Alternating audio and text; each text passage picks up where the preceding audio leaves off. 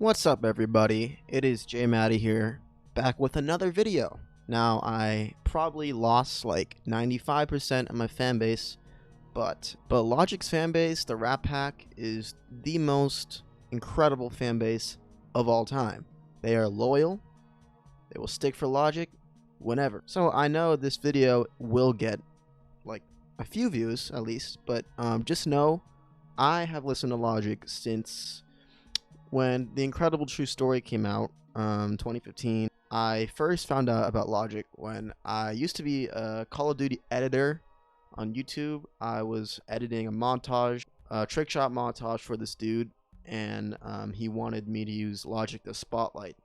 And that's how I found out about Logic, and I thought he was dope, so listen to his other stuff. And here we are today at Logic retirement. It's bittersweet. It really is bittersweet. I'm just gonna go into depth a little about Logic's situation in the rap game. Okay, you know, Logic, he kind of found his niche in the rap game by being that backpack rapper, spitting all these dope punchlines and bars, being inspired by J. Cole, Nas, Tribe Called Quest, Outkast, Kanye. He really is a student of the game, a true student of the game. He's one of those last rappers that are truly rappers. They produce their own shit. They know what they're doing. They know their history. They know a lot of stuff about hip-hop. He came from a very tough upbringing, as the Rap Pack knows, but probably, honestly, 50% of his fan base doesn't know that.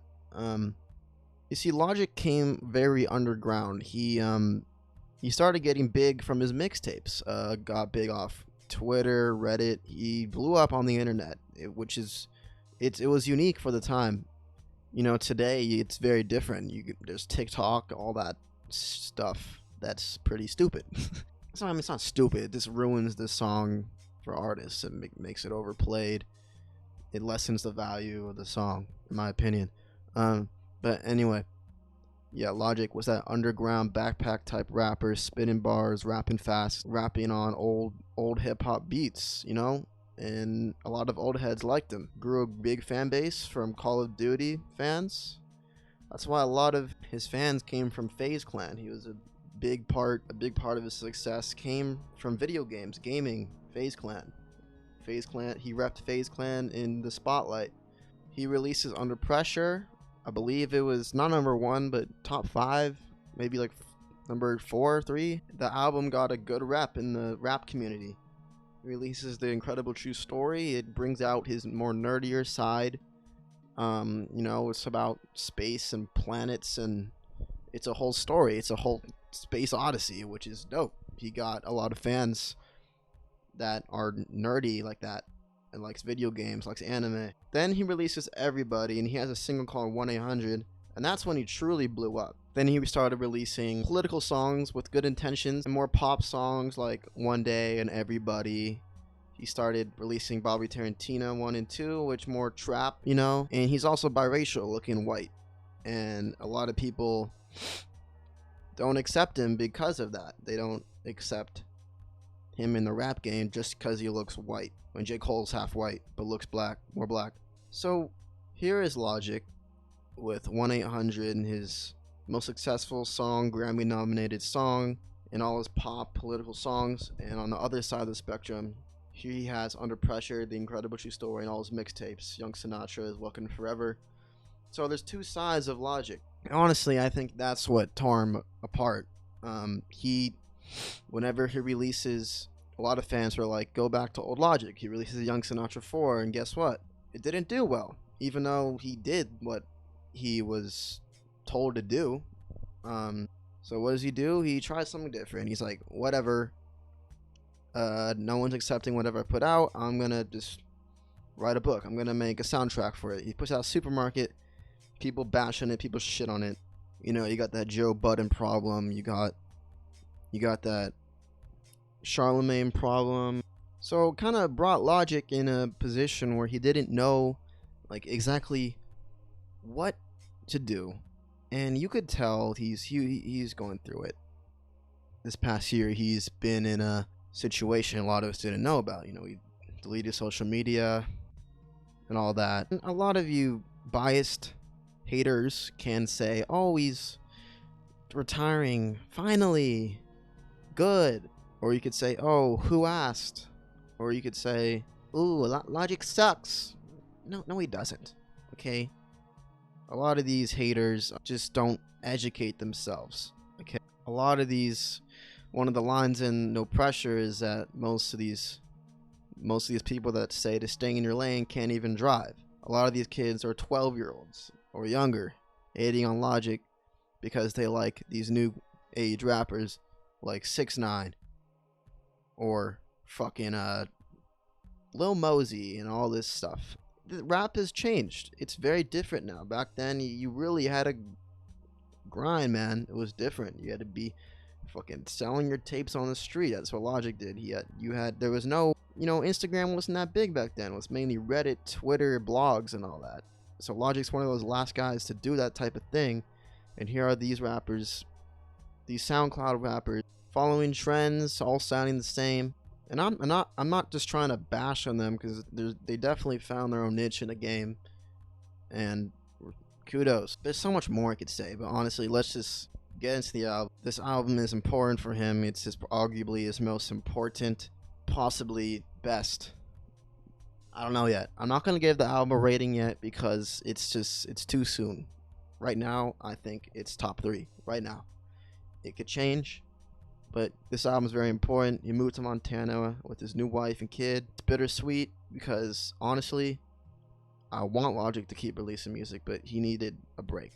He's releasing his stuff too often, and whatever he puts out, he gets bashed on. I also just quickly want to mention Logic low-key foreshadowed his retirement with OCD. If I disappear from the team, then what's going to happen? Because he was worried about his team. He wasn't sure if retiring would benefit them. Also, with his song called Legacy, it's all about care of your son, not worrying about the money in your career as much.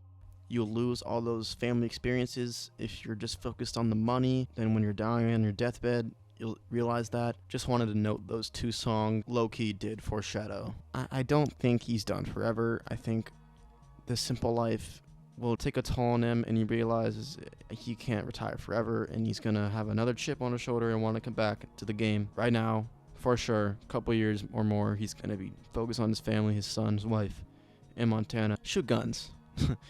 But yeah, honestly, a break is needed. So let's get into the album. This album is really a return to form for him, like he said on his live stream.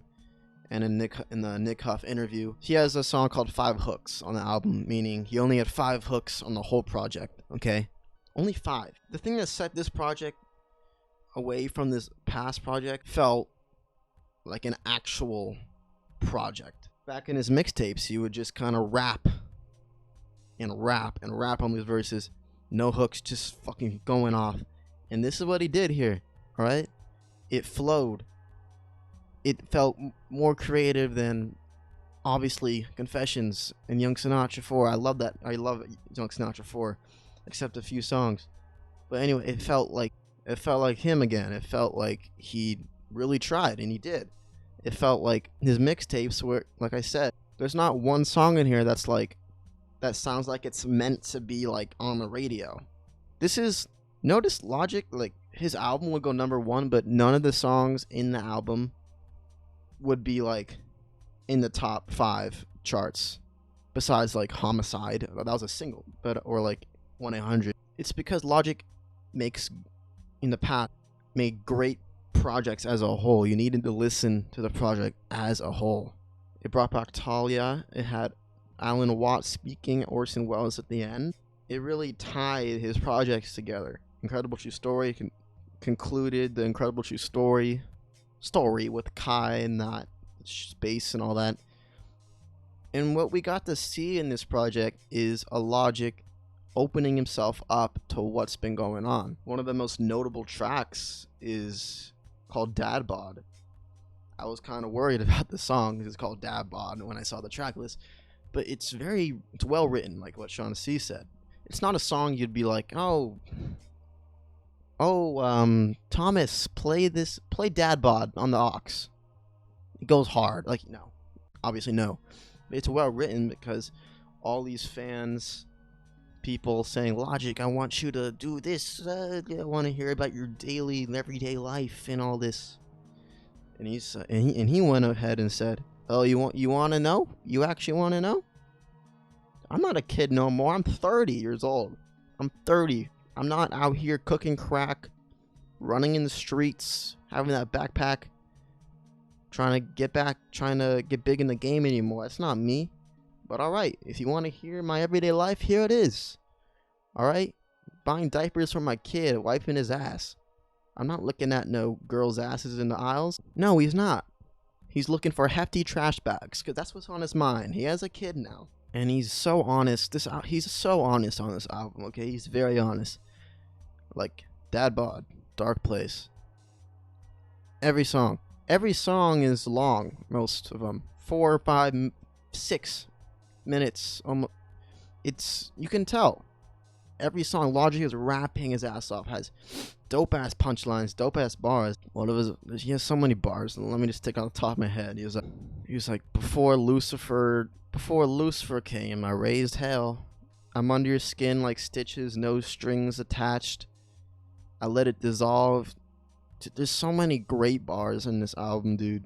Because he raps so much. There's so many verses in this album that are good. And let me mention this. The production style, Kanye West inspired, very, is incredible. No ID, 6, Logic 2. Apparently Logic produced 8 tracks on this album. The production's insane. Mainly because Logic said he had to clear a lot of samples. A lot of money. So he said he's not going to make that much money on this album, unfortunately.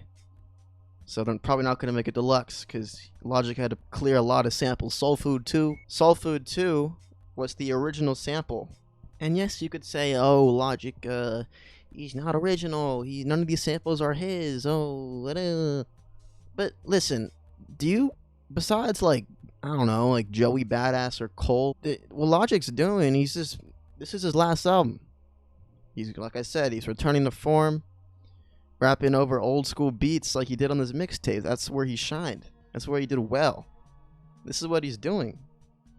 You want the old Logic back? Alright, here it is. If anything, he's showing his respects to all the artists before him. You don't see new school rappers doing that. You don't. I bet most of these new school rappers don't even know anything about hip-hop history. They're just high school dropouts that decided to rap and got lucky. But no, it was beautiful. This album was so beautiful. I might do a track by track video series after this video comes out, but I just want to let my thoughts roll out for this project because it's his last one, retirement. He did sound pretty serious about not coming back. There is a petition, by the way. If there's 1 million signs, he will release the Ultra 85 mixtape. I'm just so glad this project came out, dude. This is what we've been waiting for. The thing about Logic though, he said he put his all into this, and he never worked this hard on an album before. And I don't know, like I love Logic. It's just I feel like that's what he should want to do every project. Make the best project possible, make it the best. But like I said earlier, he was in an unusual spot in the rap game. A biracial kid that looks white, is nerdy, that gets hated on for putting out trap songs and new age style songs because that's not what people see Logic as. They see him as a rapidy rapper. So when he puts out trap stuff, he gets hated. When he puts out 1-800, he's hated. But the thing is, though, he was making bank. He saw that Madison Square Garden. He honestly just got bigger and bigger from these projects that people claim to hate. Most of these projects got #1. So it's kind of like, all right, people hate it, but why am I doing so well? This project, low-key, is just to shut up the haters. A final, just shablang for his fans, to send off for his fans, and to shut the haters up.